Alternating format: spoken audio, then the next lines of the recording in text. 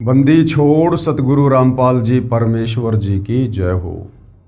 परम पिता परमात्मा सारी सृष्टि के रचनहार कुल मालिक असंख्य ब्रह्मांडों के स्वामी जगत गुरु तीनों लोकों में प्रवेश करके सबका धारण पोषण करने वाले राजाधिराज आत्माधार नाथों के नाथ देवों के देव महादेव सर्वेश्वर महेश्वर मृत्युंजय अजरो अमर आदि अनादि सनातनी प्रभु जगत पिता जगदीश्वर श्री श्री 1008 की उपाधि के वास्तविक अधिकारी अकाल मूरत शब्द स्वरूपी राम वासुदेव सर्वगतम ब्रह्म परम पूज्य प्रथम पूज्य परम संत परम पुरुष परम धनी परम दयालु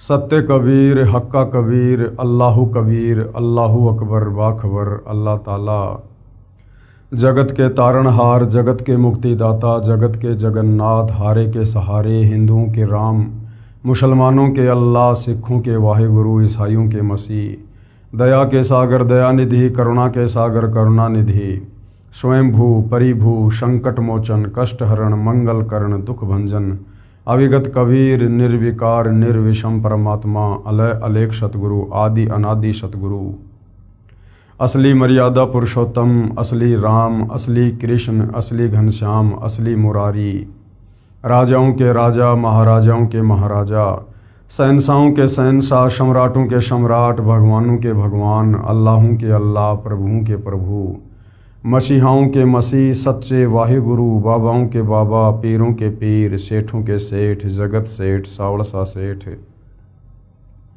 सर्वगुण संपन्न अनंत कोटि कलाओं के स्वामी अनंत कोटि ब्रह्मांडों के नायक योगियों में महायोगी ध्यानियों में महाध्यानी सिद्धों में परम सिद्ध ज्ञानियों में तत्वज्ञानी ब्रह्म ज्ञानी महाज्ञानी परम ज्ञानी सर्वश्रेष्ठ ज्ञानी विज्ञानी युवा कबीर समर्थ कबीर असमवात अमित ओजा सच्चे रहनुमा करीम अल्लाह सुबहान अल्लाह दुनिया के अंतिम पैगंबर 8 सितंबर 1951 से गांव धनाना जिला सोनीपत हरियाणा भारतवर्ष की पावन भूमि पे प्रकट रियल कल की भगवान श्री नारायण साकार हरि श्री बाबा साहेब नूर अनंत परमात्मा सच्चे दरवेश सच्चे बाखबर संत शिरोमणि सतगुरु रामपाल जी परमेश्वर जी के चरण कमल में आप और हम सभी भाई बहनों का अनंत कोटि दंडवत प्रणाम।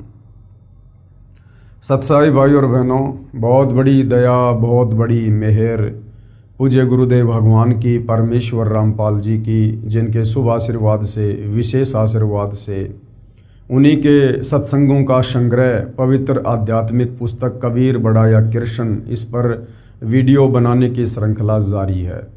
इसी श्रृंखला में आज हमारा ये 14वें नंबर का वीडियो है और इस पवित्र पुस्तक कबीर बड़ा या कृष्ण इसके प्रत्येक वीडियो से हमें भक्ति मार्ग के विषय में अध्यात्म के विषय में वो सब कुछ जानने और समझने को उपलब्ध हो रहा है जिसकी तलाश हम आत्माओं को युगों युगों से थी सदियों से थी, किंतु तत्व ज्ञान के अभाव में हमारे नादान धर्मगुरु एकमात्र संस्कृत भाषा के विद्वान होने के चलते हमें इन धर्मशास्त्रों का सार निकाल कर नहीं दे पाए कि वास्तव में एक पूर्ण परमात्मा कौन है, किस पूर्ण परमात्मा की भक्ति करनी चाहिए, उसकी पूजा विधि क्या है, जिस कारण से सदियों से शास्त्र विरुद्ध साधना करने के चलते हमारे पूर्वज भी प्रेत योनियों को प्राप्त हुए और वर्तमान में हमारे नादान धर्मगुरु वही शास्त्र विरुद्ध साधना करवाकर हमें भी उन्हीं के पास उन प्रेत योनियों में भेजने की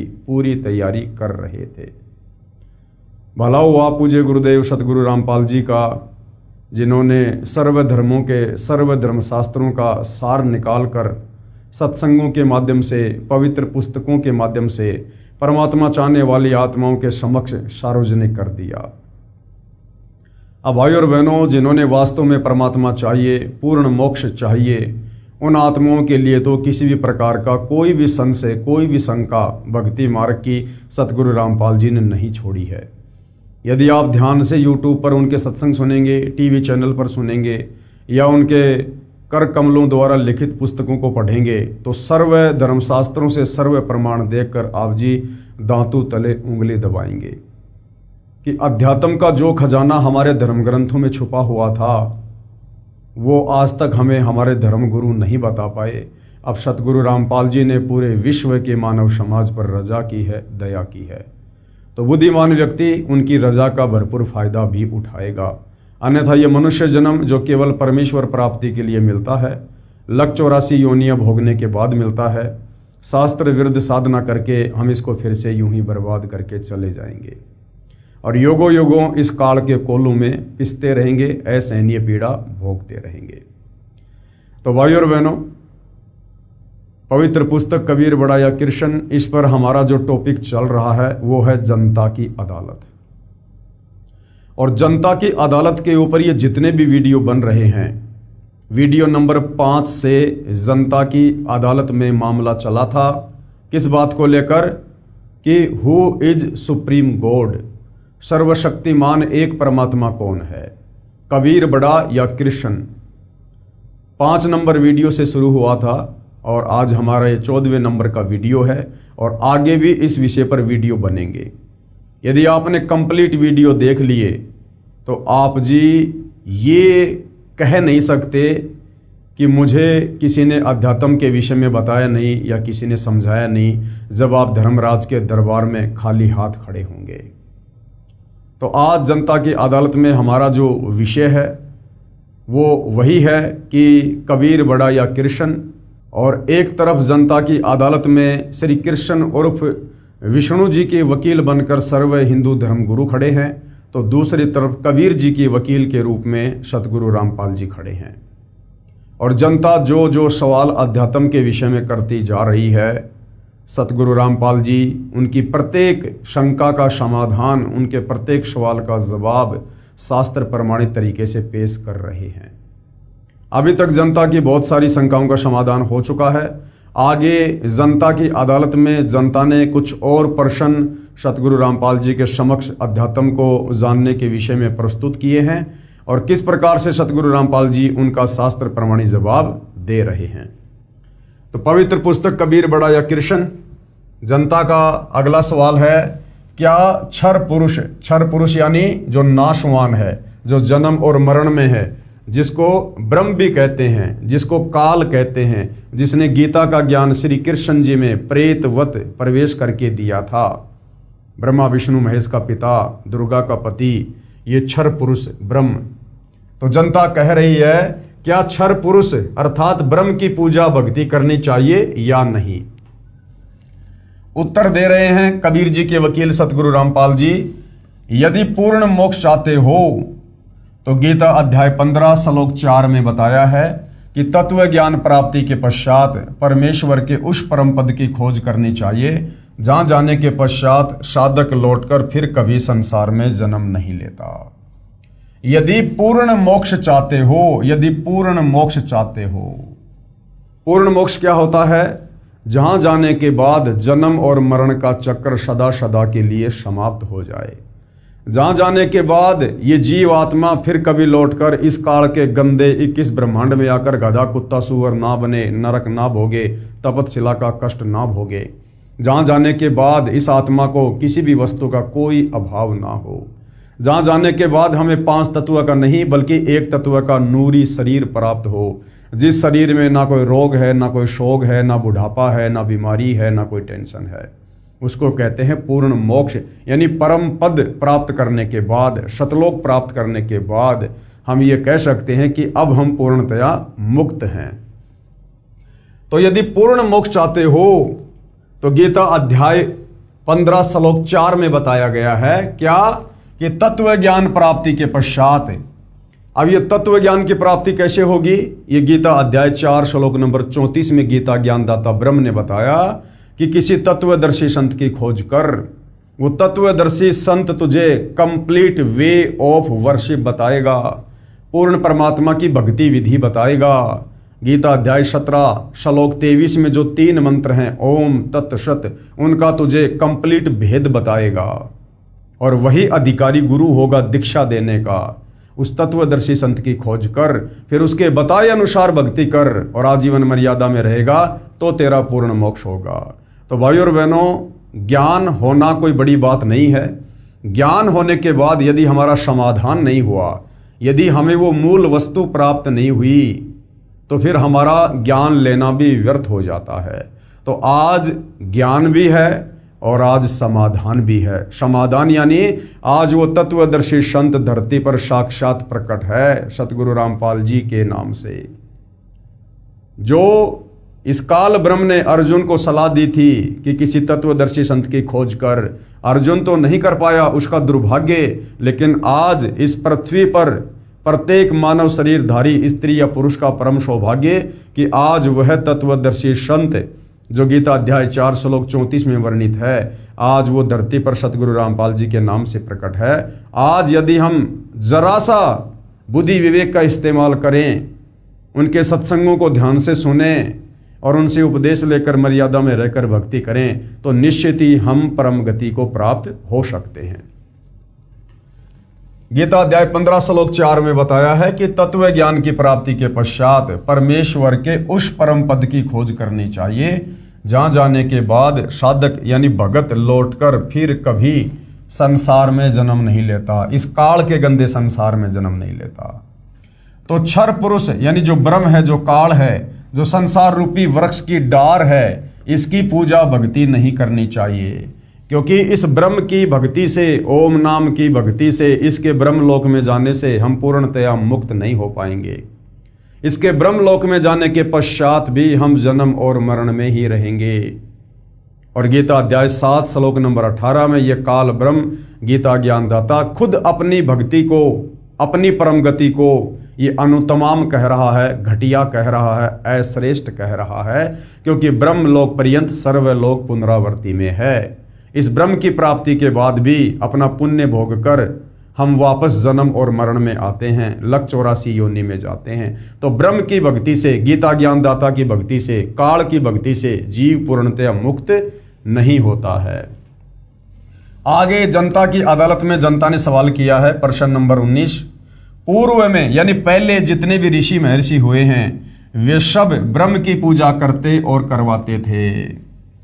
ओम नाम को सबसे बड़ा तथा उत्तम मंत्र जाप करने का बताते थे। क्या वे अज्ञानी थे?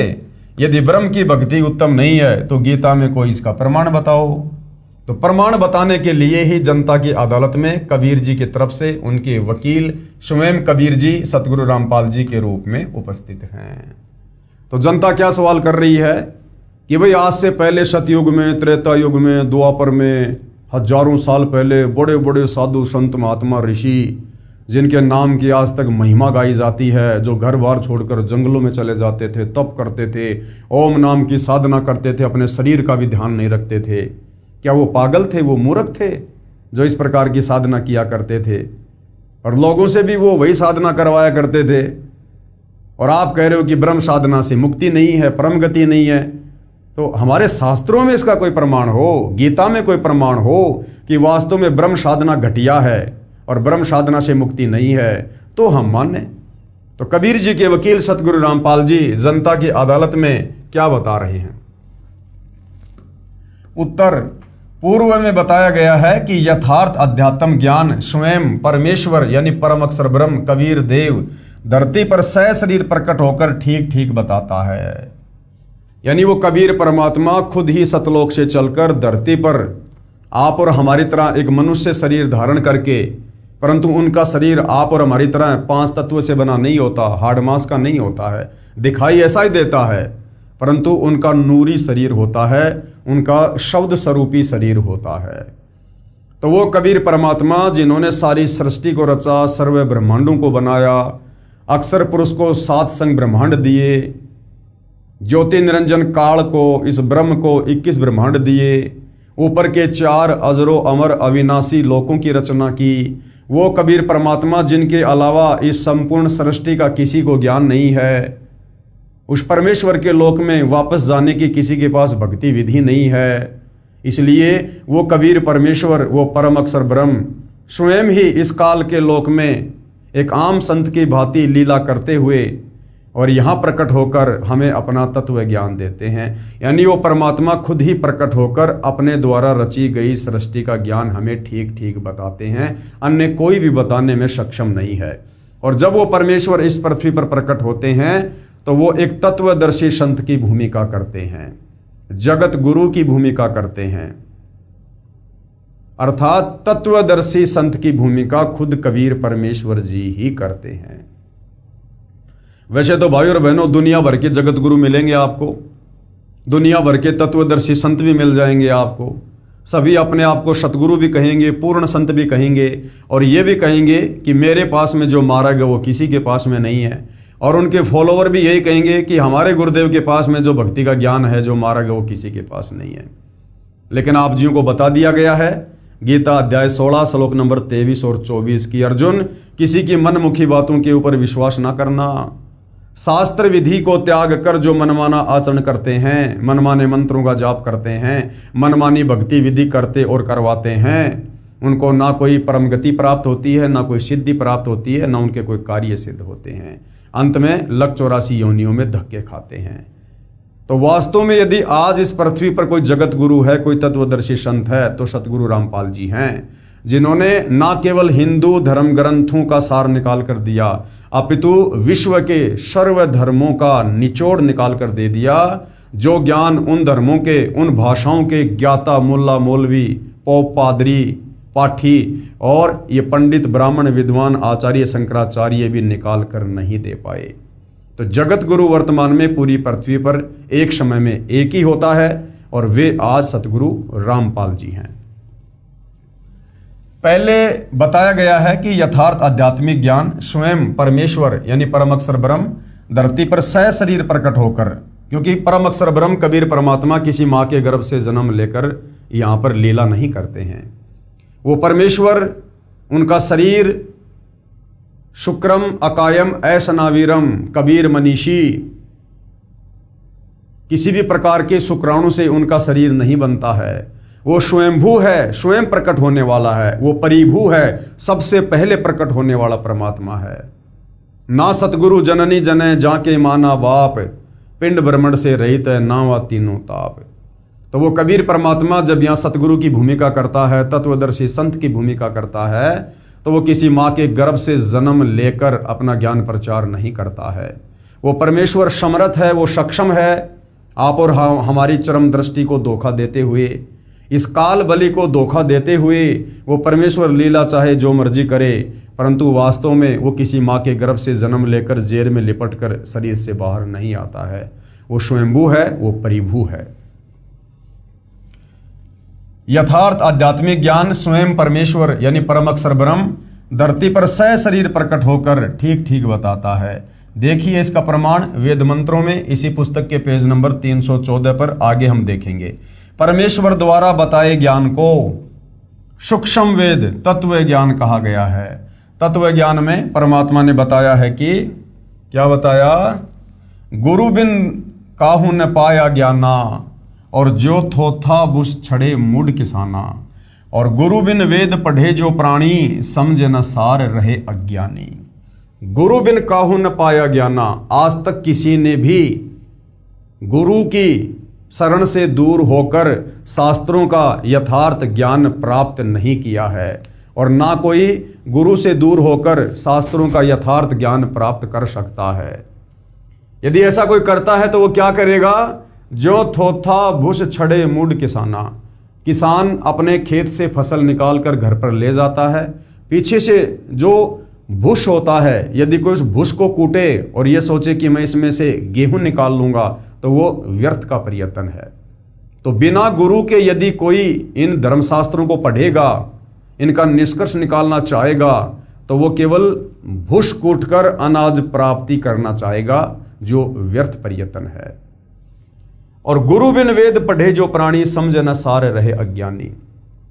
गुरु के बिना जो वेद शास्त्रों को पढ़ेगा वो निष्कर्ष नहीं निकाल पाएगा। अब विचार करो भाई और बहनों, आज इस धरती पर एकमात्र सतगुरु रामपाल जी ही ऐसे महापुरुष हैं जिन्होंने सर्व धर्म शास्त्रों का निचोड़ निकालकर भगत समाज को दे दिया है।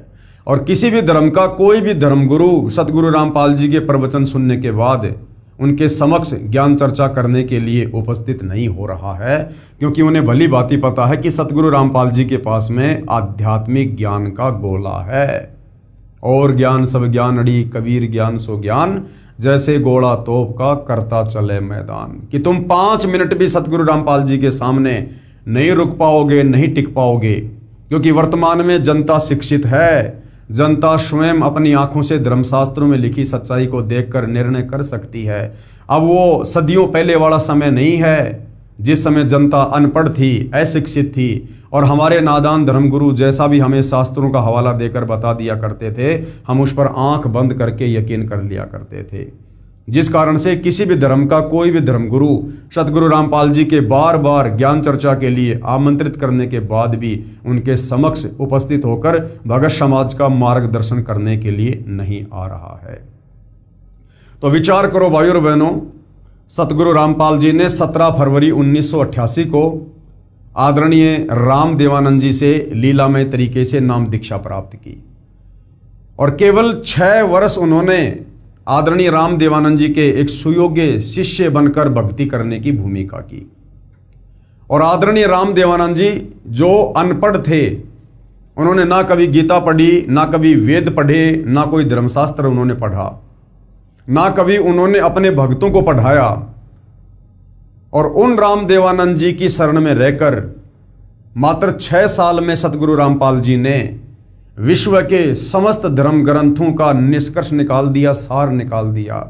जो गलतियां मुसलमान धर्म के मुल्ला मौलवियों ने, स्कॉलर ने, अनुवादकर्ताओं ने पवित्र कुरान शरीफ में, कुरान मजीद में, तौरात में, जबूल में, इंजिल में की हुई हैं, जो गलतियां हिंदू धर्म के आचार्यों ने, शंकराचार्यों ने, गीता अनुवादकों ने वेदों के अनुवाद करते समय, गीता का अनुवाद करते समय, पुराणों का अनुवाद करते समय की हुई हैं, वो तमाम गलतियां सतगुरु रामपाल जी ने सार्वजनिक भी कर दी और उन गलतियों को ठीक भी कर दिया।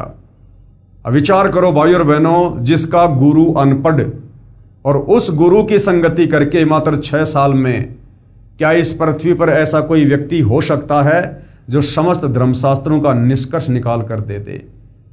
और आदरणीय गरीबदास जी का 5वां वेद, सूक्ष्म वेद, सदग्रंथ साहिब, उसमें विश्व की सभी भाषाओं के शब्दों का समावेश है।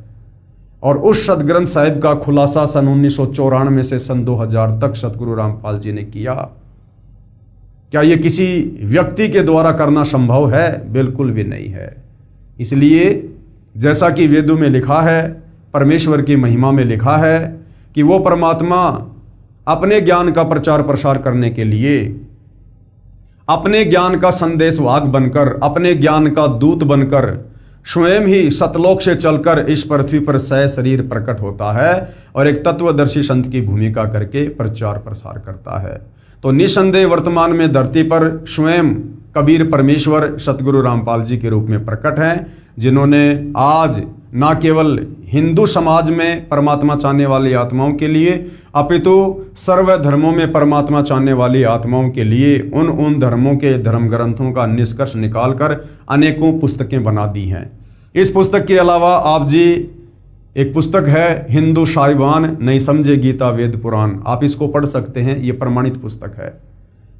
मुसलमान नहीं समझे ज्ञान कुरान, आप इस पुस्तक को पढ़ सकते हैं। ये मुसलमान धर्म की पवित्र 4 उन कतेबों के ज्ञान से प्रमाणित है। इसके साथ ही सिख धर्म के गुरु ग्रंथ साहिब का और ईसाइयों की बाइबल का सतगुरु रामपाल जी ने सार निकाल कर दे रखा है। तो ये किसी व्यक्ति विशेष की या किसी इंसान विशेष की बस की बात नहीं है। सतगुरु रामपाल जी स्वयं परम ब्रह्म हैं, ये साक्षात कबीर परमेश्वर हैं, जो आप और हमारे आत्म कल्याण के लिए धरती पर प्रकट हैं। और हमने इनके सत्संगों को ध्यान से सुनकर, इनके ज्ञान को समझकर, इनसे उपदेश प्राप्त करके आजीवन मर्यादा में रहकर भक्ति करके अपनी आत्मा का कल्याण करवाना चाहिए। तो गुरु बिन काहू न पाया ज्ञाना, जो थोथा भू छड़े मूड किसाना, गुरु बिन वेद पढ़े जो प्राणी, और समझे न सार रहे अज्ञानी।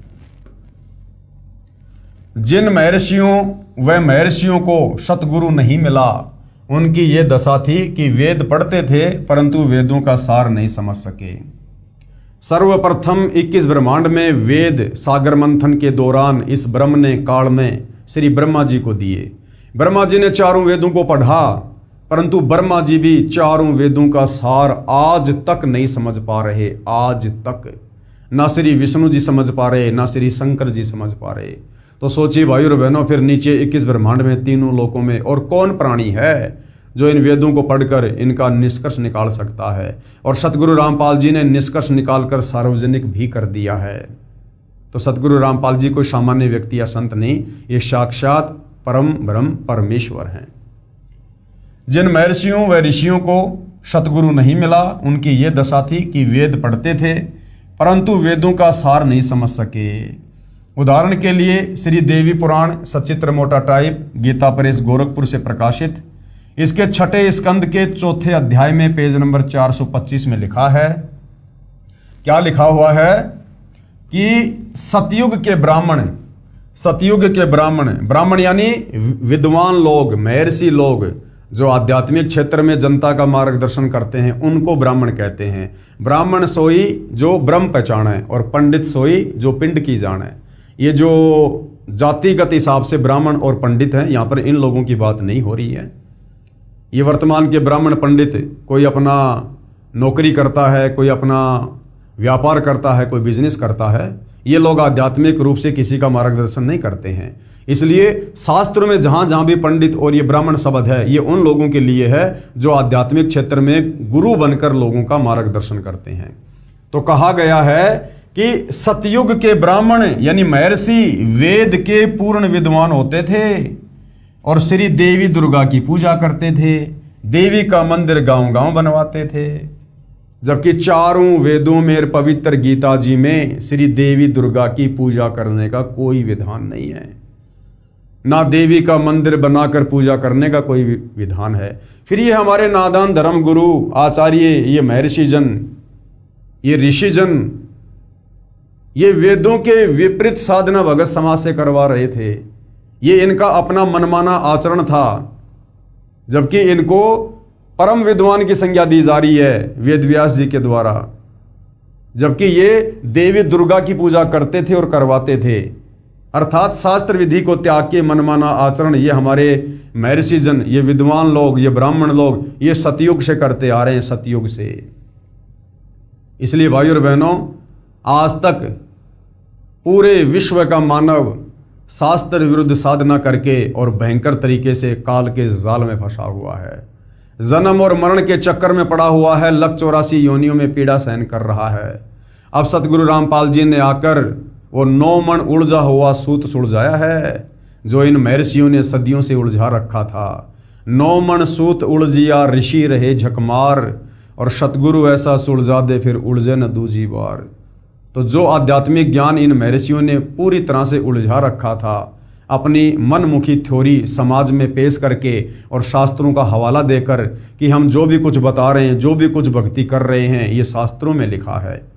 अब सतगुरु रामपाल जी ने आकर इसको सुलझाया है, और अब ये इस कलयुग में दोबारा से उलझने वाला नहीं है, भले कोई भक्ति करियो या ना करियो। कि सतयुग के ब्राह्मण यानी महर्षि वेद के पूर्ण विद्वान होते थे और श्री देवी दुर्गा की पूजा करते थे, देवी का मंदिर गांव गांव बनवाते थे। विचार किया जाए, वेदों में तथा गीता में कहीं नहीं लिखा है कि श्री देवी दुर्गा जी की पूजा करो और उसके मंदिर बनवाओ। ऋषिजन पढ़ते थे वेद और कर्म सब वेद विरुद्ध करते थे, तो क्या खाक विद्वान थे। पेश है इसका प्रमाण श्रीमद देवी भागवत यानी देवी पुराण के स्कंद 6 से संबंधित प्रकरण की फोटोकॉपी। ये देखिएगा भाई और बहनों, ये श्री देवी पुराण है यानी श्रीमद देवी महापुराण है, ये मद देवी भागवत, इसका 6ठा स्कंद है। जन्मेजय ने पूछा, महाभाग किस युग में कैसा धर्म का स्वरूप है, इस संपूर्ण विषय को विशेष रूप से बताने की कृपा करें। जन्मेजय ने श्री वेदव्यास जी से पूछा कि मुझे सतयुग के बारे में, त्रेता युग के बारे में, द्वापर के बारे में बताइए कि उस समय धर्म किस प्रकार से होता था, लोग क्या क्या भक्ति करते थे, क्या क्या पूजा पाठ किया करते थे, भक्ति भाव की क्या स्थिति थी। तो वेदव्यास जी क्या बोले, राजन ये निश्चय है कि सतयुग में ब्राह्मण वेद के पूर्ण विद्वान थे। ये वेदव्यास जी के अपने खुद के विचार हैं, ये शास्त्रों में नहीं लिखा हुआ है कि सतयुग के ब्राह्मण विद्वान वेदों के पूर्ण विद्वान थे। नहीं, ये वेदव्यास जी के अपने विचार हैं जो जन्मेजय जी को बता रहे हैं। देखिएगा, राजन, ये निश्चय है कि सतयुग में ब्राह्मण वेद के पूर्ण विद्वान थे। उनके द्वारा निरंतर भगवती जगदम्बा की आराधना होती थी, जबकि वेदों में कोई जिक्र नहीं है जगदम्बा की भक्ति का। भगवती का दर्शन करने के लिए उनका मन सदा लालायित रहता था। गायत्री के ध्यान, प्राणायाम और जप में वे अपना सारा समय व्यतीत करते थे। यानी अपना अनमोल समय और श्वासें वो लोग बर्बाद किया करते थे, व्यर्थ किया करते थे। माया बीज का जप करना उनका प्रधान कार्य था। माया बीज का जप यानी दुर्गा जी का जाप। अब भाइयों और बहनों, ये माया बीज का जाप, ये दुर्गा जी का जाप ना चारों वेदों में है ना गीता जी में है। चारों वेद और गीता में केवल इस ब्रह्म तक की साधना का मंत्र है ओम। यजुर्वेद अध्याय 40 मंत्र 10 और गीता अध्याय 8 श्लोक नंबर 13 केवल एक ओम मंत्र है इस ब्रह्म साधना का। इसके अलावा और कोई मंत्र जाप करने का नहीं है। इसके अलावा गीता अध्याय 17 श्लोक 23 में ओम तत्सत, ये 3 मंत्र हैं। ये सांकेतिक हैं, कोड वर्ड में हैं। ये केवल तत्वदर्शी संत ही बता सकता है। ये पूर्ण ब्रह्म परमेश्वर की पूजा का मंत्र है। और हमारे ये विद्वान लोग, ये वेदों के ज्ञाता लोग, वेदों को पढ़ने वाले, ये माया बीज का जाप करते थे, यानी दुर्गा जी के मंत्रों का जाप करते थे। तो इन्होंने मनमुखी रूप से दुर्गा जी के मंत्र बना रखे थे। प्रत्येक गांव में शक्ति मंदिर का उद्घाटन हो, यानी दुर्गा का मंदिर बने, इस विषय की उनके मन में बड़ी उत्सुकता थी। धर्म की यही स्थिति त्रेता में भी रही, यानी वही पाखंड पूजा, वही मनमाना आचरण जो सतयुग में था वो त्रेता युग में भी चलता रहा। परंतु कुछ हाश हो गया, यानी गिरावट आ गई। फिर लोग इन देवी देवताओं की पूजा पे आ गए। सतयुग की जो स्थिति थी वह द्वापर में विशेष रूप से कम हो गई। राजन, उन प्राचीन युगों में, सतयुग में, त्रेता युग में और द्वापर में, उन प्राचीन युगों में जो राक्षस समझे जाते थे, जो निकम्मे आदमी समझे जाते थे, जो लोगों को भक्ति नहीं करने देते थे, भक्ति में बाधा डालते थे, उनको राक्षस कहते थे। उन प्राचीन युगों में जो राक्षस समझे जाते थे वे कली में, यानी वर्तमान इस कलयुग में ब्राह्मण माने जाते हैं। यानी वर्तमान के जो ब्राह्मण हैं, जो धर्म गुरु हैं, वो चाहे किसी भी धर्म के हैं, मुल्ला, मौलवी, पोप, पादरी, पाठी, आचार्य, शंकराचार्य, संत, महंत, मंडलेश्वर। सतयुग में जो राक्षस हुआ करते थे वो वर्तमान के ब्राह्मण हैं, ब्राह्मण हैं। यानी सतयुग के राक्षसों का जैसा स्वभाव था वैसा तो वर्तमान के ब्राह्मणों का, विद्वानों का, आचार्यों का, शंकराचार्यों का है इस कलयुग में। राजन, उन प्राचीन युगों में जो राक्षस समझे जाते थे वे कली में, यानी इस कलयुग में ब्राह्मण माने जाते हैं। क्योंकि अब के ब्राह्मण यानी वर्तमान के जो धर्मगुरु हैं वो पाखंड करने में तत्पर रहते हैं। दूसरों को ठगना, झूठ बोलना और वैदिक धर्म कर्मों से अलग रहना कलयुगी ब्राह्मणों का स्वाभाविक गुण बन गया है। वे कभी वेद नहीं पढ़ते। वैदिक धर्म कर्मों से अलग रहना यानी वेदों में वास्तव में जो पूजा पाठ है, जो भक्ति विधि है, जो कर्म है, जो धार्मिक अनुष्ठान है, वो ना करवा के मनमुखी रूप से करवा रहे हैं। और उन प्राचीन युगों में, सतयुग में, त्रेता युग में, द्वापर में जो राक्षस समझे जाते थे वो तो वर्तमान के धर्मगुरु हैं। वर्तमान के धर्मगुरु यानी उन राक्षसों जैसा स्वभाव तो वर्तमान के आचार्यों का, शंकराचार्यों का, धर्मगुरुओं का है। ये श्री वेदव्यास जी कह रहे हैं। वेदव्यास जी तो आपकी आंखों के सामने है भाइयों और बहनों। आज से पहले इन धर्मशास्त्रों का वास्तविक ज्ञान किसी के भी पास नहीं था। सब केवल उवा बाई ही बका करते थे। सब के सब शास्त्र विरुद्ध साधना पर आरूढ़ थे। विचार करें, श्रीमद् भगवद गीता चारों वेदों का सारांश है। आप जी गीता जी को तो जानते ही हो, पढ़ते भी होंगे। क्या गीता में कहीं लिखा है कि श्री देवी की पूजा करो, यानी श्री दुर्गा की पूजा करो? गीता में कहीं लिखा हुआ है? इसी प्रकार चारों वेदों में कहीं नहीं लिखा है कि दुर्गा यानी श्री देवी की पूजा करो और उसके मंदिर बनवाओ। तो क्या समझा वेदों को उन महर्षियों ने? जनता की अदालत में जनता ने सवाल किया था कि प्राचीन युगों से हमारे बड़े बड़े विद्वान, साधु, संत, महात्मा, महर्षि जन ये ब्रह्म साधना करते हुए आ रहे थे और लोगों से भी करवा रहे थे। फिर आप कैसे कह सकते हो कि ब्रह्म साधना से मुक्ति नहीं हो सकती? तो आप जी की आंखों के सामने है श्रीमद् देवी भागवत महापुराण यानी देवी पुराण के 6 स्कंद में क्लियर कर दिया गया है कि सतयुग के ब्राह्मणों को यानी विद्वानों को भी, महर्षियों को भी शास्त्रों का ज्ञान नहीं था, वेदों का ज्ञान नहीं था। वो भी धर्म कर्म से बहुत दूर बैठे हुए थे और मनमाना आचरण कर और करवा रहे थे। तो क्या खाक विद्वान थे सतयुग के महर्षि? सतयुग के महर्षि। भाई और बहनों, अब जाकर हमें ये क्लियर हुआ है, ये रोशनी हुई है इस तत्व ज्ञान की टोरस से कि हम जिनको बड़े बड़े परम विद्वान, बड़े बड़े महर्षि और आचार्य शंकराचार्य समझा करते थे, वो तो भक्ति और भगवान की ABCD के पास भी नहीं थे, ABCD के पास भी। उन्हीं महर्षियों का मनमाना विधान है, ओम नाम सबसे बड़ा अर्थात उत्तम है, जो कहते थे कि ब्रह्म पूजा भक्ति सर्वश्रेष्ठ है। जो ब्रह्म की पूजा इष्ट देव मानकर करते थे वे अज्ञानी थे। उनकी ब्रह्म साधना अनुत्तम गति देने वाली है, यानी उससे भी मोक्ष नहीं है।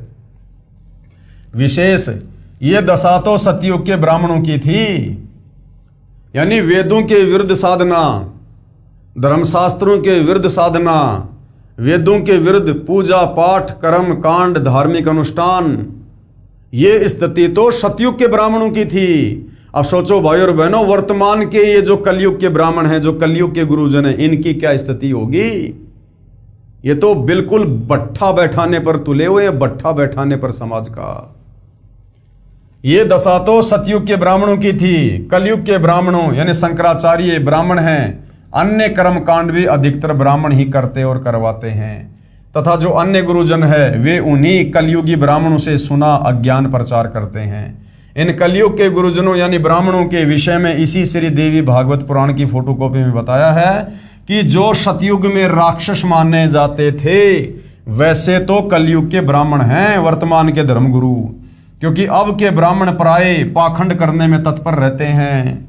दूसरों को ठगना, झूठ बोलना और वैदिक धर्म कर्म से अलग रहना कलयुगी ब्राह्मणों यानी धर्म गुरुओं का स्वाभाविक गुण बन गया है। और वर्तमान में आप जी देख भी रहे हो, सतगुरु रामपाल जी के अलावा सारे के सारे वेदों के विरुद्ध, गीता के विरुद्ध, पुराणों के विरुद्ध ही साधना कर और करवा रहे हैं। गीता जी में प्रमाण है, श्रीमद् देवी भागवत अध्याय 7 श्लोक 12 से 15 में तो बताया है कि जो तीनों गुणों यानी रजगुण ब्रह्मा, सतगुण विष्णु तथा तमगुण शंकर की पूजा करने वाले राक्षस स्वभाव को धारण किए हुए मनुष्यों में नीच दूषित कर्म करने वाले मूर्ख मुझे भी नहीं बसते। और एकमात्र सतगुरु रामपाल जी को छोड़कर वर्तमान में विशेषकर हिंदू समाज में जितने भी आचार्य शंकराचार्य और धर्मगुरु कथावाचक हैं, ये श्री ब्रह्मा विष्णु महेश की ही पूजा करते हैं और करवाते हैं। बल्कि उससे भी नीचे राधे राधे श्याम मिला दे, उससे भी नीचे भैरव भूत की पूजा करवा रहे हैं। इसीलिए गीता ज्ञानदाता ने, काल ब्रह्म ने गीता अध्याय 7 श्लोक नंबर 12 से 15 में ब्रह्मा विष्णु महेश और उससे नीचे इन देवी देवताओं की पूजा करने और करवाने वालों को 4 गालियां दी हैं। राक्षस स्वभाव को धारण किए हुए मनुष्यों में नीच दूषित कर्म करने वाले मूर्ख। और वही बात श्री देवी भागवत महापुराण में 6 स्कंद में कही गई है कि राजन, सतयुग में जो राक्षस समझे जाते थे वो तो कलयुग के ब्राह्मण हैं, ब्राह्मण हैं। तो भाई और बहनों, वर्तमान में शास्त्र अनुकूल भक्ति साधना सतगुरु रामपाल जी के अलावा इस पृथ्वी पर आपको कहीं भी देखने को नहीं मिलेगी। यही गीता ज्ञानदाता ने कहा है। फिर गीता अध्याय 7 के श्लोक 16 से 18 में गीता ज्ञानदाता ब्रह्म ने कहा है कि मेरी भक्ति 4 प्रकार से करते हैं। सबसे पहले कौन करते हैं? अर्थार्थी, आर्त, जिज्ञासु तथा ज्ञानी, यानी 4 प्रकार के लोग मुझ ब्रह्म की भक्ति करते हैं। फिर कहा है कि मुझे ज्ञानी अच्छा लगता है और ज्ञानी को मैं अच्छा लगता हूं। गीता अध्याय 7 श्लोक 18, इस श्लोक में गीता ज्ञानदाता ने कहा है कि ये ज्ञानी आत्मा है तो उदार यानी अच्छी, परंतु ये मेरी अनुत्तम गति अर्थात घटिया गति में आश्रित है। गीता अध्याय 7 श्लोक 18 गीता ज्ञानदाता काल ब्रह्म ज्योति निरंजन खुद अपनी भक्ति को, ओम नाम की साधना को भी अनुतमाम कह रहा है, अश्रेष्ठ कह रहा है। क्यों? क्योंकि ब्रह्म लोक जाने के बाद भी साधक पूर्णतया मुक्त नहीं हो पाता है, वापस जन्म और मरण में आता है। इसलिए खुद ये गीता ज्ञानदाता अपनी भक्ति को अनुत्तम कह रहा है।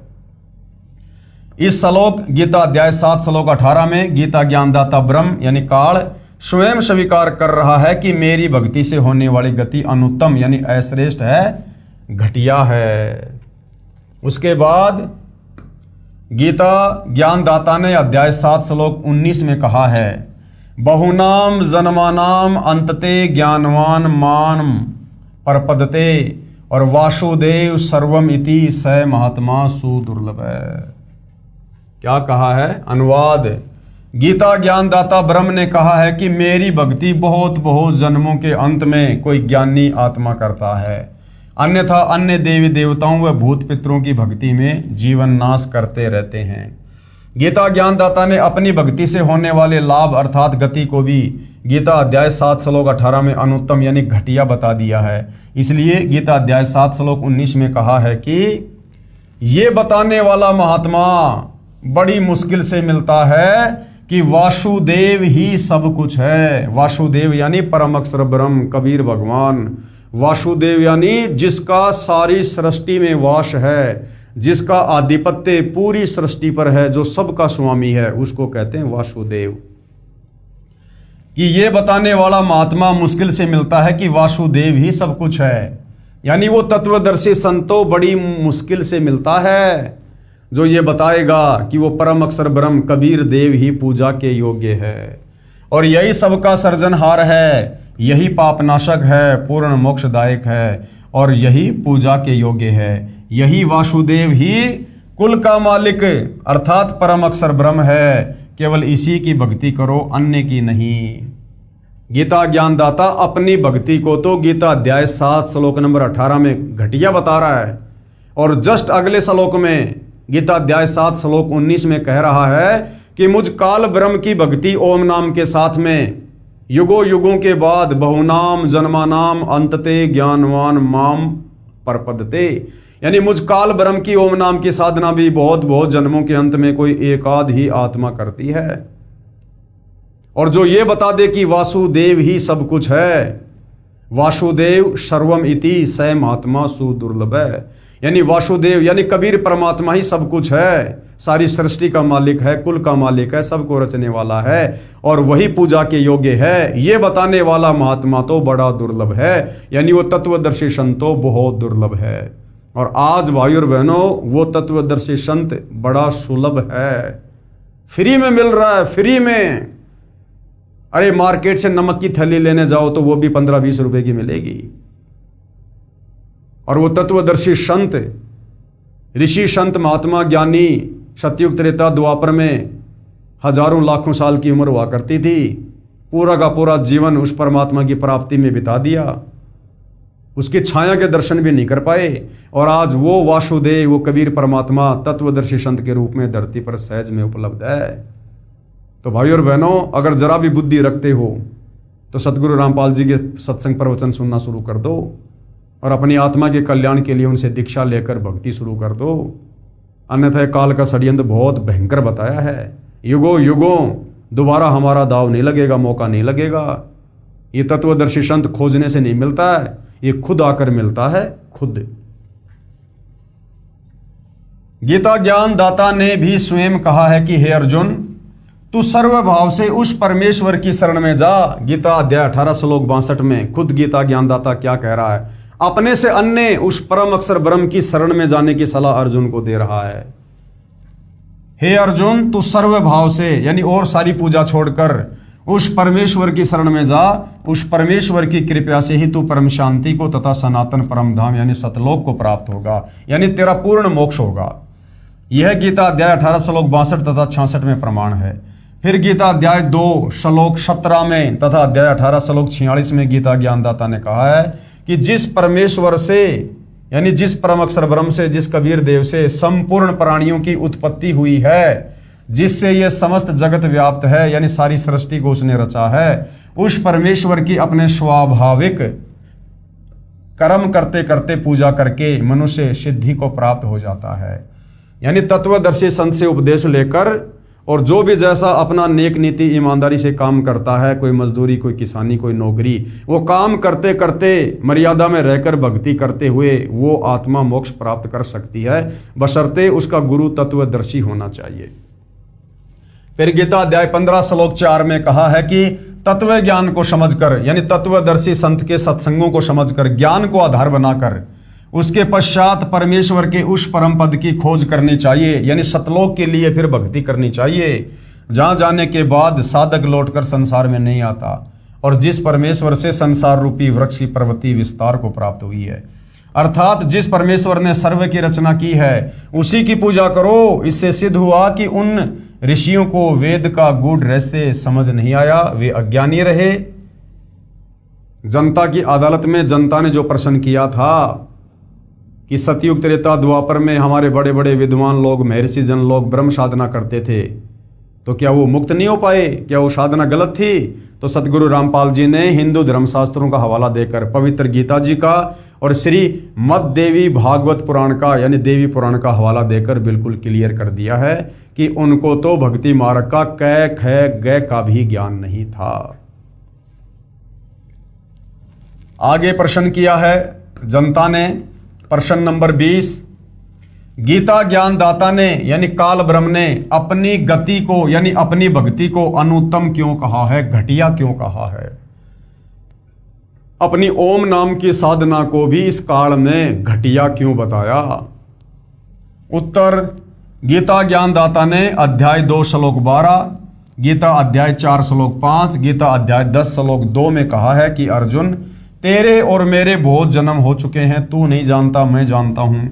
मेरी उत्पत्ति को ऋषि, महर्षि तथा देवता नहीं जानते। तू और मैं तथा ये राजा व सैनिक बहुत बार पहले भी जन्मे हैं, आगे भी जन्मेंगे। पाठक जन विचार करें, जब ब्रह्म कह रहा है, यानी काल खुद कह रहा है कि मेरा भी जन्म मरण होता है, तो ब्रह्म के पुजारी को गीता अध्याय 15 श्लोक 4 वाली गति यानी मोक्ष प्राप्त नहीं हो सकती, यानी परम गति प्राप्त नहीं हो सकती। जब ये ब्रह्म खुद कह रहा है गीता अध्याय 2 श्लोक 12, 10 श्लोक 2, 4 श्लोक 5 और 9 में कि मेरा तो जन्म और मरण है, मैं भी जन्मता हूं और मरता हूं, तो भला फिर इस ब्रह्म की भक्ति करने से ब्रह्म के भगत का जन्म मरण का रोग कैसे समाप्त हो जाएगा? इसलिए ये खुद गीता अध्याय 7 श्लोक 18 में अपनी ब्रह्म भक्ति को भी अनुत्तमाम कह रहा है, घटिया कह रहा है, अश्रेष्ठ कह रहा है। जिसमें जन्म मरण सदा के लिए समाप्त हो जाता है, साधक कभी लौटकर संसार में नहीं आता, यानी जन्म मरण सदा के लिए समाप्त हो जाता है उस परम अक्षर ब्रह्म की साधना से। जब तक जन्म मरण है तब तक परम शांति नहीं हो सकती। इस काल के लोक में जन्म मरण अटल विधान है, तो जहां जन्म मरण है वहां पर परम शांति नहीं हो सकती। उसके लिए गीता ज्ञानदाता ने अपनी भक्ति से होने वाली गति को अनुत्तम घटिया कहा है।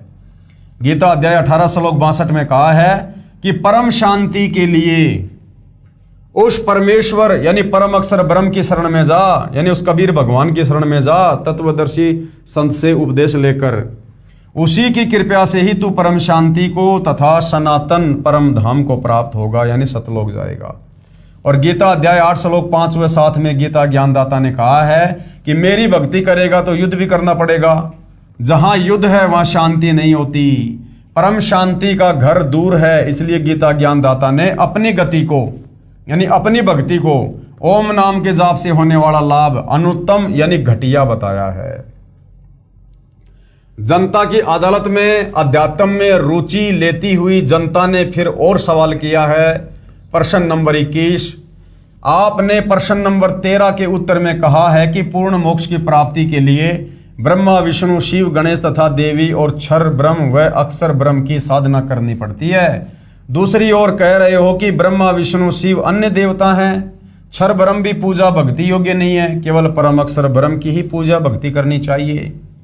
तो क्या उत्तर दिया है सतगुरु रामपाल जी ने? उत्तर, पहले तो यह स्पष्ट करता हूं कि पूजा तथा साधना में क्या अंतर है।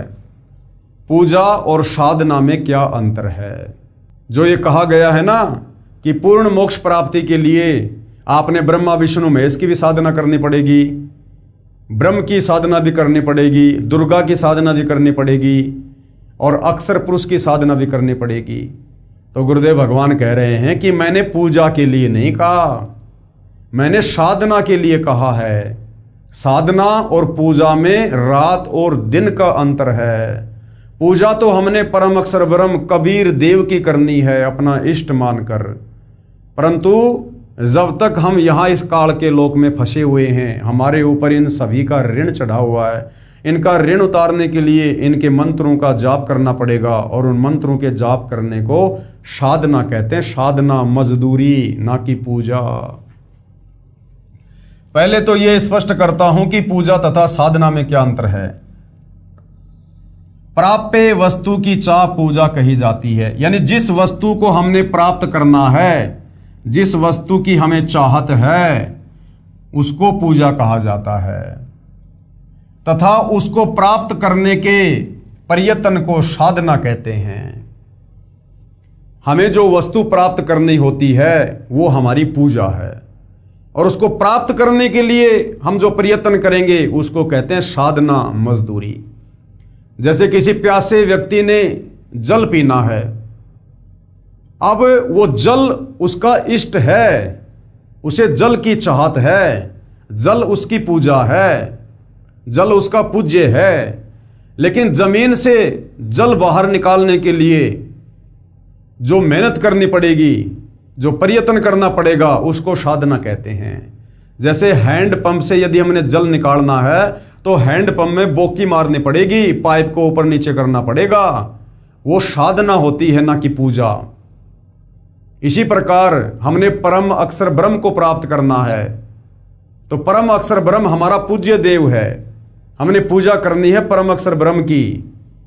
लेकिन उसकी प्राप्ति के लिए हमने यहां जो मेहनत मजदूरी करके मंत्रों की जो हमने इनका ऋण उतारना है, काल के 21 ब्रह्मांड वाली शक्तियों का और इस अक्षर पुरुष का, तो हमने केवल वो इनके मंत्रों का जाप करके हमने केवल इनकी साधना करनी है, इनका ऋण उतारना, हमने इनका वो कर्जा उतारना है।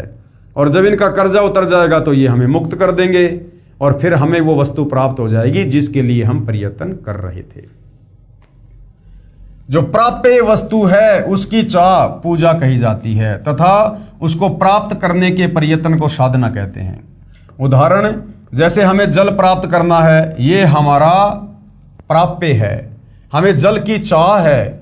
जल की प्राप्ति के लिए हैंडपंप लगाना पड़ेगा, हैंडपंप लगाने के लिए जो जो उपकरण प्रयोग किए जाएंगे, बोकी लगाई जाएगी, ये प्रयत्न है, यानी साधना है। इसी प्रकार परमेश्वर का वह परम पद प्राप्त करना हमारी चाह है, जहां जाने के पश्चात साधक लौटकर संसार में नहीं आता, यानी सतलोक। हमारा प्राप्य परमेश्वर तथा उनका सनातन परम धाम है, और उसको प्राप्त करने के लिए किया गया नाम जाप, हवन, यज्ञ आदि, ये साधना है, मजदूरी है। उस साधना से वो पूज्य वस्तु परमात्मा प्राप्त होगा। जैसे प्रश्न 13 के उत्तर में स्पष्ट किया गया है, वही सटीक उदाहरण है। उस पूर्ण मोक्ष के लिए 3 बार में दीक्षा क्रम पूरा करना होता है। अब किस प्रकार से दीक्षा दी जाती है, क्या क्या है वो दीक्षा का वो चरण। प्रथम नाम दीक्षा, यानी सबसे पहले जब आप सतगुरु रामपाल जी से उपदेश प्राप्त करोगे तो आपको जो प्रथम मंत्र दिया जाएगा उसको कहते हैं प्रथम नाम दीक्षा। और उसमें हमें किन किन देवी देवताओं के ये मंत्र दिए जाते हैं साधना करने के लिए। श्री ब्रह्मा जी का मंत्र दिया जाता है, श्री विष्णु जी का, श्री शिव जी का, श्री गणेश जी का और श्री देवी जी का। इनके मंत्रों की साधना की जाती है। हम मजदूरी कर रहे हैं इनके मंत्रों का जाप करके, इनका ऋण उतारने के लिए। जब तक यहाँ रहेंगे ये हमें सुख सुविधा देंगे, यदि हम इनकी साधना करते रहेंगे, इनके मंत्रों का जाप करते रहेंगे। हम इनकी पूजा नहीं कर रहे, इनके मंत्रों का जाप करके इनकी साधना कर रहे हैं। दूसरी बार में जो दीक्षा दी जाती है, दूसरी बार में क्षर ब्रह्म तथा अक्षर ब्रह्म के 2 अक्षर मंत्र जाप दिए जाते हैं। दूसरी बार में जो दीक्षा उसको शतनाम कहते हैं, जिसमें 2 मंत्र हैं। गीता अध्याय 17 श्लोक नंबर 23 में जो 3 मंत्र है ना, ओम तत् सत, तो दूसरी बार में जो सतनाम दिया जाता है उसमें 2 मंत्र हैं, ओम और तत्।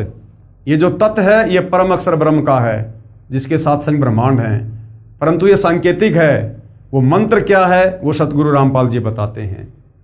दूसरी बार में क्षर ब्रह्म यानी काल तथा अक्षर ब्रह्म के 2 अक्षर मंत्र जाप दिए जाते हैं, जिसको संतों ने शत नाम कहा है। गीता अध्याय 17 श्लोक 23 में 3 नाम हैं, ओम, तत् और शत। इस शतनाम में 2 अक्षर होते हैं, एक ओम और दूसरा है तत्। ये जो ये तत् है ये सांकेतिक अर्थात गुप्त नाम है, जो उपदेश के समय उपदेशी को ही बताया जाता है। और तीसरी बार में जो दीक्षा दी जाती है, तीसरी बार में सारनाम की दीक्षा दी जाती है, यानी ओम तत् शत। वो जो शत है वो तीसरी बार में दिया जाता है, जो सांकेतिक है। जिस मंत्र को गीता अध्याय 17 श्लोक 23 में सत कहा है, ये भी सांकेतिक है, उपदेश लेने वाले को दीक्षा के समय बताया जाता है। इस प्रकार पूर्ण मोक्ष प्राप्त होता है। अब कबीर जी के वकील सतगुरु रामपाल जी क्या कह रहे हैं? कबीर जी के वकील, श्री कृष्ण जी के वकील साहिबान श्री विष्णु जी यानी श्री कृष्ण जी को जगदीश यानी जगत प्लस ईश, सारे संसार का ये प्रभु बताते हैं और पुराणों को सत्य मानते हैं। पेश है अदालत में सबूत श्री शिव महापुराण से, जो गीता प्रेस गोरखपुर से प्रकाशित है, कि श्री विष्णु जी, श्री ब्रह्मा जी तथा श्री शिव जी ईश नहीं है, यानी ये भगवान नहीं है, ये जगदीश नहीं है। इनका जन्म और मृत्यु होता है, इनका पिता काल ब्रह्म है। यानी जनता की अदालत में श्री कृष्ण उर्फ विष्णु जी के वकील हिंदू धर्म गुरुओं ने यह दावा किया था कि हमारे हिंदू धर्म ग्रंथों में लिखा है कि श्री कृष्ण उर्फ विष्णु जी अजरो अमर हैं, अविनाशी है, ये जन्म और मरण से बाहर हैं और ये जगदीश हैं, सारे संसार के रचयिता हैं ये। तो सतगुरु रामपाल जी कह रहे हैं कि अब आपको हिंदू धर्म ग्रंथों से दिखाते हैं कि ब्रह्मा विष्णु महेश जगदीश नहीं है, ये ईश यानी भगवान नहीं है। देखिएगा कहाँ लिखा हुआ है। पेश है शिव महापुराण गीता प्रेस गोरखपुर से प्रकाशित के विद्वेश्वर खंड के अध्याय 5 व 10 की फोटोकॉपी। संक्षिप्त शिव पुराण, ये वही प्रकरण है भाइयों और बहनों जो पहले हम पढ़ चुके हैं कि एक बार श्री ब्रह्मा और श्री विष्णु जी का युद्ध हो गया। और युद्ध किस बात को लेकर? श्री ब्रह्मा जी एक बार श्री विष्णु जी के पास गए तो विष्णु जी ने श्री ब्रह्मा जी का कोई विशेष आदर सत्कार नहीं किया, बैठे बैठे कह दिया आओ बैठो। ब्रह्मा जी इस बात से बुरा मान गए और ब्रह्मा जी ने कहा कि हे बेटा, मैं तेरा स्वामी हूं, मैं तेरा बाप हूं, मैं सारे संसार का सृजनहार हूं, और मेरे को देखकर तूने मुंह टेढ़ा क्यों कर लिया? तूने मेरा आदर सत्कार क्यों नहीं किया? तो उधर से विष्णु जी बोले कि नहीं नहीं नहीं बेटा, मैं तेरा बाप हूं, मैं तेरा स्वामी हूं, तू अपने आप को कैसे चोरों की तरह संसार का मालिक कह रहा है? तू मेरे नाभि कमल से उत्पन्न हुआ है। अब इस बात को लेकर कि मैं भगवान, श्री ब्रह्मा और श्री विष्णु में आपस में भयंकर युद्ध छिड़ गया, मरने मारने को तैयार हो गए। उधर से इनके पिता काल ब्रह्म ज्योति निरंजन ने देखा कि अगर ये मेरे पुत्र आपस में इसी प्रकार से लड़ लड़ के मरेंगे तो सृष्टि रचना के कार्य को कौन संभालेगा? मेरे लिए जीवों की उत्पत्ति कौन करेगा? मेरे भोजन का क्या होगा? जो 1 लाख मानव शरीरधारी आत्माओं के सूक्ष्म शरीर से निकली वासना खाने का मुझे श्राप लगा हुआ है। तो इनका युद्ध रुकवाने के लिए इनका पिता काल ब्रह्म, वो गीता ज्ञानदाता अक्षर पुरुष, इन दोनों के बीच में एक तेजोमय स्तंभ खड़ा कर देता है। अब ये दोनों लड़ाई तो भूल जाते हैं और उस स्तंभ के और छोर का पता लगाने के लिए एक तो ऊपर चला जाता है, एक नीचे चला जाता है, और कहीं कोई और छोर नहीं मिलता है तो वापस आ जाते हैं। देखिएगा उसके बाद वो काल ब्रह्म वहां पर वो प्रकट होता है और फिर वो काल ब्रह्म खुद कहता है कि तुम दोनों ने अपने आप को जो ईश मान लिया, जो भगवान मान लिया, ये बड़ा अद्भुत है। तुम ईश नहीं हो, तुम्हारी तो मैंने ड्यूटी लगा रखी है, ब्रह्मा जी को रजोगुण देकर, विष्णु जी को सतोगुण देकर। तो देखिएगा श्री शिव महापुराण से विद्वेश्वर संहिता, ये देखिएगा। ब्रह्मा और विष्णु ने पूछा, हे प्रभु, सृष्टि आदि 5 इन कृत्यों के लक्षण क्या हैं? ये हम दोनों को बताइए। भगवान शिव बोले। अब भगवान शिव कौन? वहां पर ये काल ब्रह्म आ गया शंकर जी का रूप बनाकर।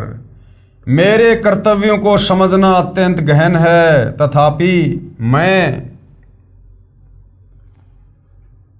कृपा पूर्वक तुम्हें उनके विषय में बता रहा हूँ। ब्रह्मा और अच्युत, सृष्टि, पालन, संहार, तिरोभाव और अनुग्रह, ये 5 ही मेरे जगत संबंधी कार्य हैं जो नित्य सिद्ध हैं।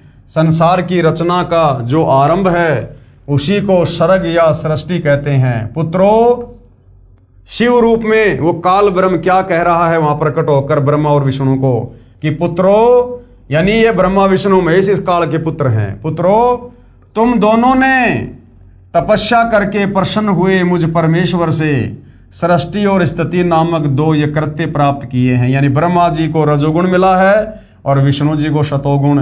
रजोगुण से ब्रह्मा जी जीवों की संतान उत्पत्ति करवाता है और विष्णु जी आपस में मोह ममता में बांध के रखता है। तो ये शिव रूप में काल कह रहा है कि ये दोनों के दोनों जो कार्य हैं ना, ये मैंने तुम्हारे को दिए हैं, ये दोनों तुम्हें बहुत प्रिय हैं। इसी प्रकार मेरी विभूति स्वरूप रुद्र यानी शंकर और महेश्वर में 2 अन्य उत्तम जो कृत्य, संहार और तिरोभाव मुझसे प्राप्त किए हैं। और शंकर जी में जो तमोगुण है वो भी काल कह रहा है कि मैंने दिया है, परंतु अनुग्रह नामक जो कृत्य है दूसरा कोई नहीं पा सकता। रुद्र और महेश्वर अपने कर्म को भूले नहीं, इसलिए मैंने उनके लिए अपनी समानता प्रदान की। वे रूप, वेश, कृत्य, वाहन, आसन और आयुध आदि में समान ही हैं। मैंने पूर्व काल में अपने स्वरूप भूत मंत्र का उपदेश किया है जो ओंकार के रूप में प्रसिद्ध है। कह रहा कि मेरा ओम मंत्र है, ये काल ब्रह्म है। गीता अध्याय 8 श्लोक 13 में कह रहा है कि ओम इति एक अक्षर ब्रह्म व्यवर्ण माम अनुस्मरण।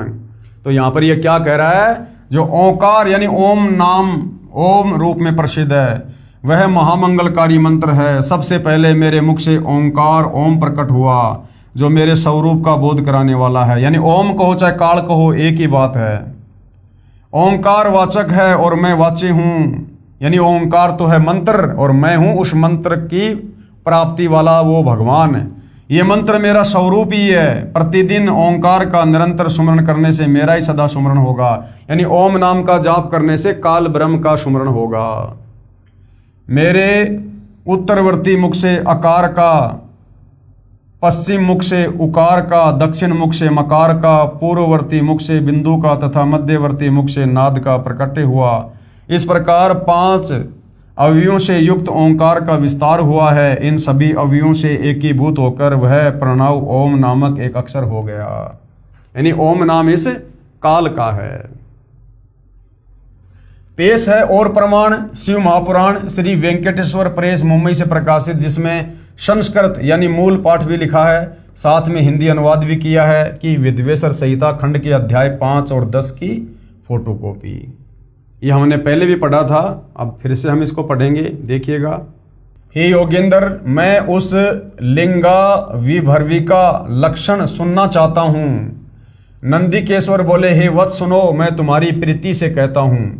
पूर्व काल में जो पहला जो कल्प था जो लोकों में विख्यात है, उस समय महात्मा ब्रह्मा और विष्णु का परस्पर युद्ध हुआ।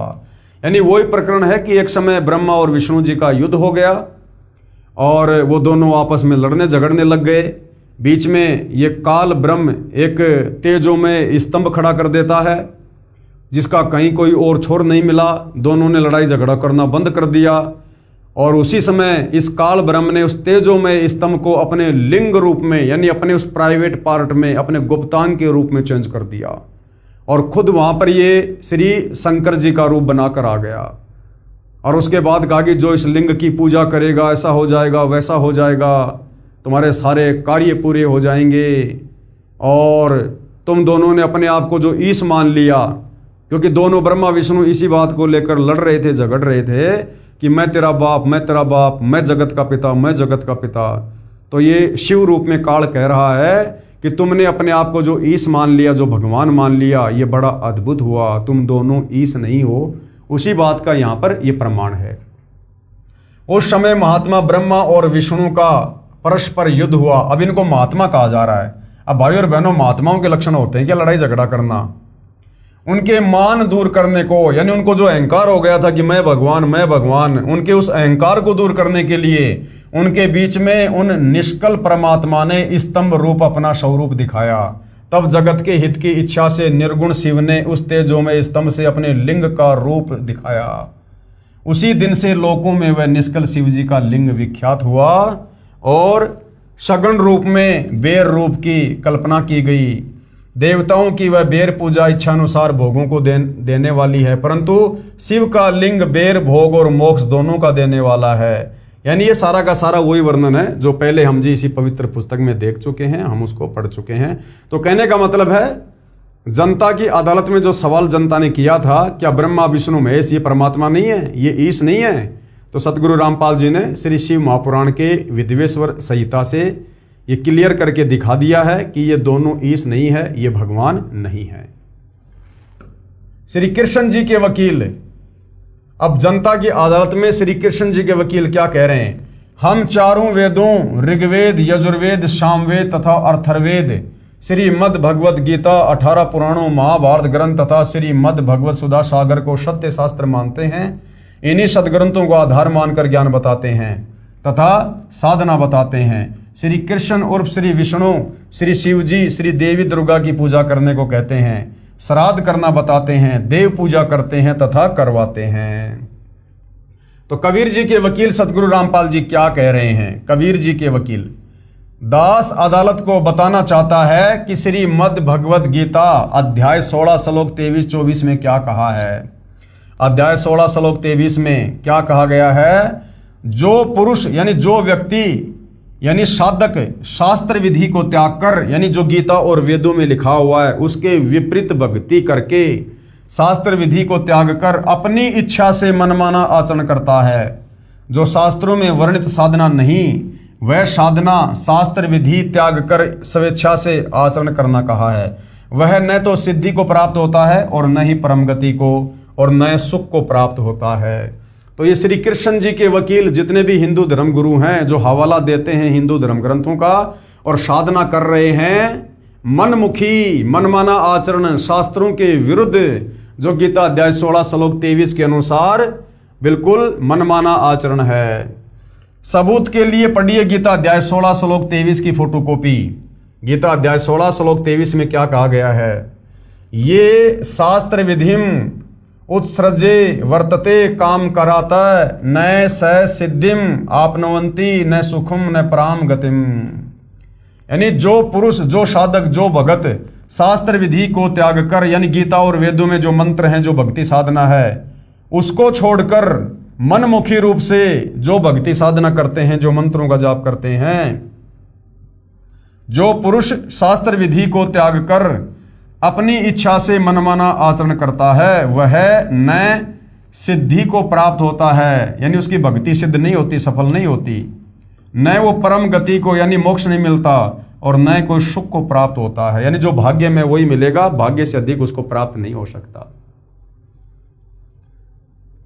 गीता अध्याय 16 श्लोक 24 में फिर क्या कहा गया है कि हे अर्जुन, तेरे लिए कर्तव्य यानी जो साधना करनी चाहिए, जिन मंत्रों का जाप करना चाहिए, और अकर्तव्य यानी जो साधना नहीं करनी चाहिए, उसके लिए शास्त्र ही प्रमाण है। किसी धर्म गुरु के मनमुखी विचारों से भक्ति नहीं करनी चाहिए।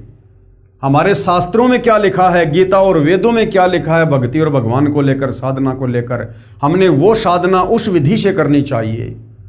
तो पवित्र गीता जी में तो भाई ये लिखा कि सबसे पहले तो तत्वदर्शी संत की खोज करो, गीता अध्याय 4 श्लोक नंबर 34 में, और तत्वदर्शी संत की खोज करने के बाद फिर उसके बताए अनुसार साधना करो। फिर वो तुम्हें क्या मंत्र देगा, गीता अध्याय 17 श्लोक 23 में जो 3 मंत्र हैं, ओम तत्सत, वो तुम्हें 3 बार में उन तीनों मंत्रों की दीक्षा देगा।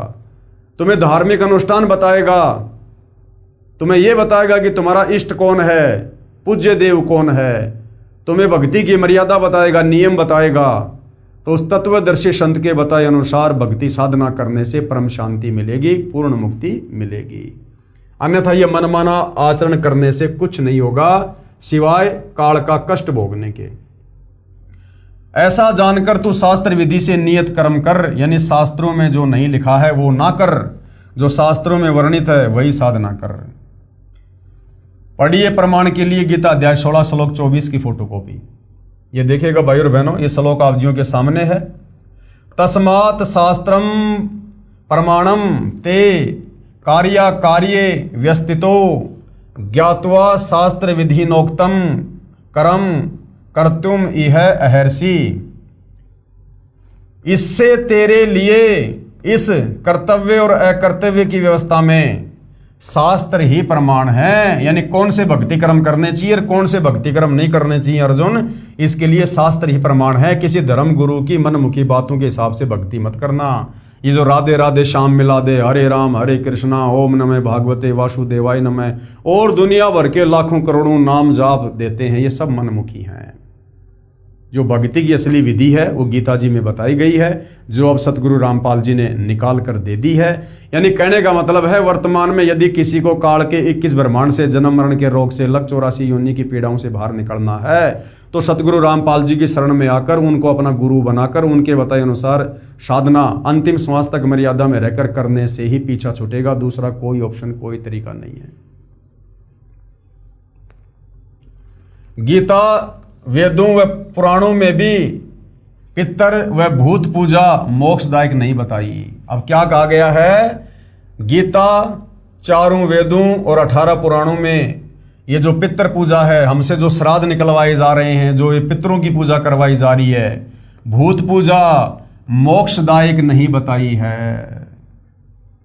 पवित्र ग्रंथ गीता जो 4 वेदों का सार है और वर्तमान में जो भक्ति साधना हमारे धर्म गुरु हमसे करवा रहे हैं, 99% हिंदू समाज आज भी कर रहा है। शास्त्र विधि को त्याग कर मनमाना आचरण, ये सारी भक्ति पूजा साधना गीता जी में व्यर्थ बताई है, ये मनमाना आचरण बताया है। तो भाई और बहनों, गीता जी में कहाँ कहाँ लिखा हुआ है, और यदि गीता जी में इस प्रकार की भक्ति साधना को जो आज पूरा हिंदू समाज लगभग कर रहा है, यदि उसको व्यर्थ बताया, शास्त्रों के विरुद्ध बताया है, तो फिर शास्त्र अनुकूल साधना क्या है, ये भी हमें इस पवित्र पुस्तक कबीर बड़ा या कृष्ण के अगले एपिसोड में पता चलेगा, क्योंकि मामला चल रहा है जनता की अदालत में। और हिंदू समाज के ऊपर भाई और बहनों, सतगुरु रामपाल जी ने एक बहुत बड़ा महाउपकार किया है, क्योंकि जो 4 वेद हैं, ये 4 वेद भक्ति का मूल हैं, अध्यात्म का मूल हैं, जड़ हैं। और आपका सौभाग्य कि आपका जन्म हिंदू समाज में हुआ है। इस हिंदू धर्म में जन्म होने के कारण आप जी वेदों के समर्थक हैं, गीता जी के समर्थक हैं। भले आपने कभी वेद नहीं पढ़ी, गीता नहीं पढ़ी, लेकिन जब इनका जिक्र आता है तो ऑटोमेटिक आत्मा इनको स्वीकार करती है। तो हिंदू धर्म में जन्म होने के कारण ये आपके लिए बहुत ही बड़ा ये प्लस पॉइंट है कि आप बहुत जल्दी भक्ति और भगवान को समझ सकते हो, आप भक्ति पर लग सकते हो, आप मोक्ष प्राप्त कर सकते हो। ये 4 वेद पूरे विश्व के मानव समाज के लिए हैं। ये वर्तमान में जो मुसलमान हैं, सिख हैं, ईसाई हैं, यहूदी हैं, जितने भी धर्म हैं, इन सब ने वेदों के अनुसार ही भक्ति साधना करनी चाहिए। और यदि मोक्ष प्राप्त करना है तो करनी होगी, क्योंकि ये वेद सतयुग में ब्रह्मा जी ने अपने वंशजों को दिए थे, मनु आदि को, और सतयुग त्रेता और द्वापर युग तक कोई धर्म नहीं था। हम सब सनातनी थे, वैदिक साधना करते थे। अब आप और हम सभी इंसानों को आपस में बांट दिया गया इस काल के द्वारा, क्षर पुरुष के द्वारा, क्योंकि ये भक्ति युग है। इस समय परमात्मा ने धरती पर प्रकट होकर अपना ज्ञान प्रचार करना था, आत्माओं का मोक्ष करना था। ये ब्रह्म, ये काल इस बात से भली भांति परिचित है, क्योंकि परमात्मा और काल का एग्रीमेंट हुआ था। इसलिए इसने हम इंसानों को आपस में डिवाइड कर दिया, धर्मों में अलग अलग पुस्तकें बनवा दी, अलग अलग हमारी विचारधारा बना दी, हमारा खान पान अलग अलग कर दिया, हमारे शास्त्रों को डिफरेंट कर दिया, हमारी भक्ति पूजा साधना अलग अलग कर दी, हमें आपस में उलझा दिया अपने षड्यंत्र के तहत, ताकि जब वो तत्वदर्शी सन धरती पर आए, अपना ज्ञान दे, तो उसकी बात कोई भी ना माने। सब अपने अपनी साधना को, अपने अपने धर्म को, अपने अपने शास्त्रों को सर्वश्रेष्ठ मानकर उस पर आरूढ़ रहें। लेकिन भाई और बहनों, इस काल का ये जो सुदृढ़ जो ये किला है, ये ढहाने के लिए ही परमात्मा धरती पर तत्वदर्शी संत बनकर आते हैं। तो ये काल उनके आगे बालक है, बच्चा है, नादान है, अबोध है।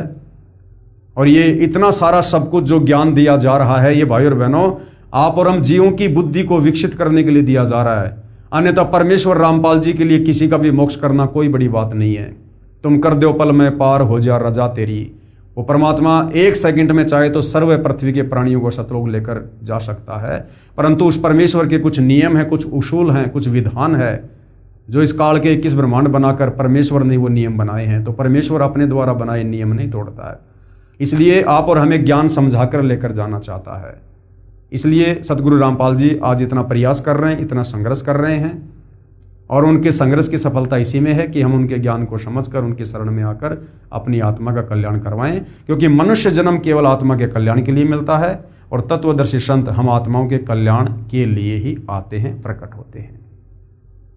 तो भाइयों और बहनों, जनता की अदालत में जो मामला चल रहा है, कबीर बड़ा या कृष्ण, इस मुद्दे पर हम अगले वीडियो में और विस्तार से जानकारी प्राप्त करेंगे, और इसी प्रकार से हम अपने धर्मशास्त्रों में लिखी सच्चाई से परिचित हो जाएंगे। हमारी आत्मा अंत में स्वीकार कर लेगी कि वर्तमान में हमें जो साधना हमारे नादान धर्मगुरुओं के द्वारा करवाई जा रही है, ये बिल्कुल व्यर्थ है, यूजलेस है, निरर्थक है, इसके कोई मायने नहीं है।